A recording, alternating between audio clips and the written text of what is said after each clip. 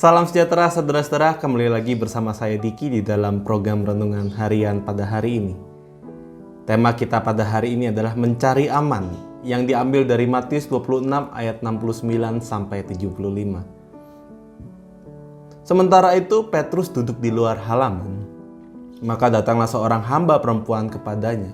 Katanya, "Engkau juga selalu bersama-sama dengan Yesus orang Galilea itu." Tetapi ia menyangkalnya di depan semua orang, katanya, "Aku tidak tahu apa yang kau maksud." Ketika ia pergi ke pintu gerbang, seorang hamba lain melihat dia dan berkata kepada orang-orang yang ada di situ, "Orang ini bersama-sama dengan Yesus orang Nazaret itu." Dan ia menyangkalnya pula dengan bersumpah, "Aku tidak kenal orang itu."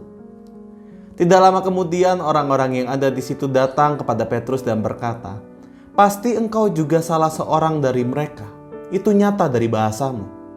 Maka mulailah Petrus mengutuk dan bersumpah, "Aku tidak kenal orang itu." Dan pada saat itu berkokoklah ayam, maka teringatlah Petrus akan apa yang dikatakan Yesus kepadanya. "Sebelum ayam berkokok, engkau telah menyangkal aku 3 kali." Lalu ia pergi keluar dan menangis dengan sedihnya.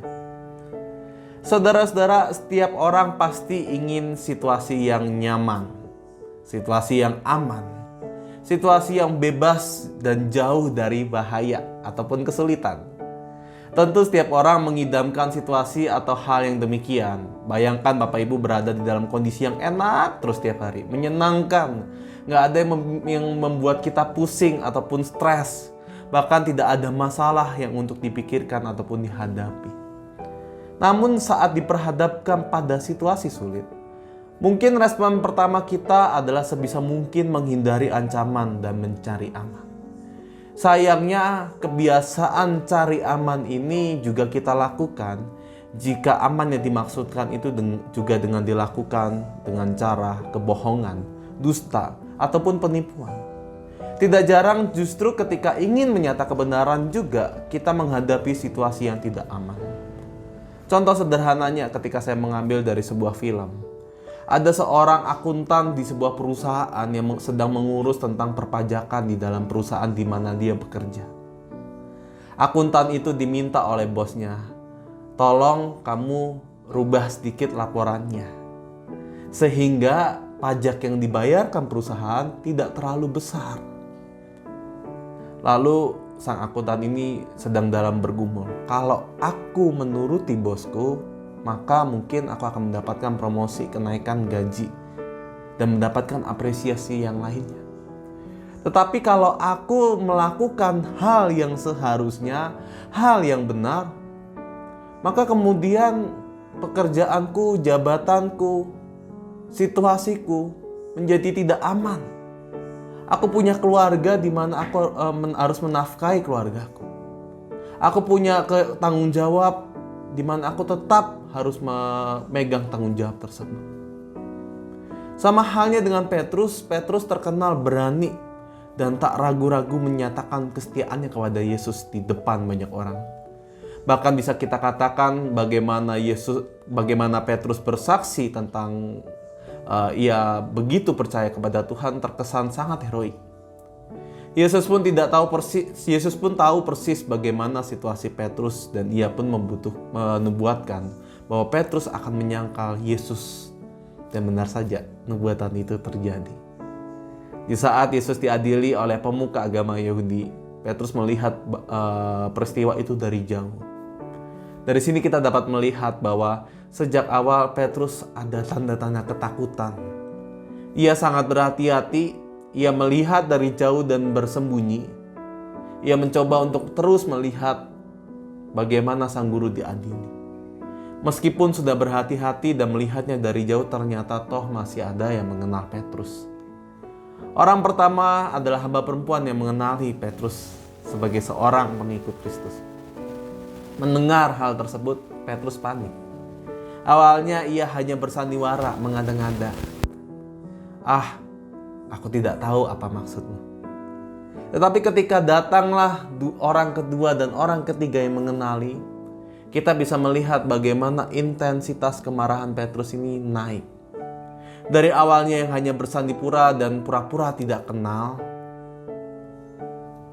berubah menjadi makian, berubah menjadi sumpahan. Kita melihat bahwa penolakan, penyangkalan yang dilakukan Petrus semakin lantang. Aku tidak kenal orang itu. Alkitab memperlihatkan adanya sebuah intensitas penyangkalan di Petrus.